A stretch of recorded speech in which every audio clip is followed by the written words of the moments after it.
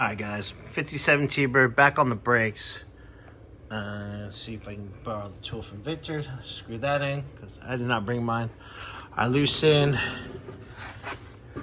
the tension, and it seems like you can pull this back more, get it over, so we can get these calipers back on and get the rear brakes done and go from there.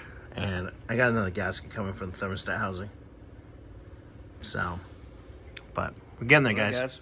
That one's on. Pads are in. Cool. Other side, the caliper's pressed in.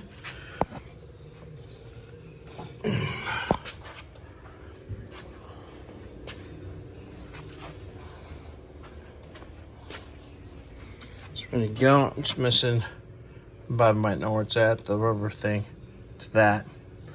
And I can put the pads on this side and grease these up. Yay. All right, well, I'm calling it night. I'll be back here early in the morning. Later.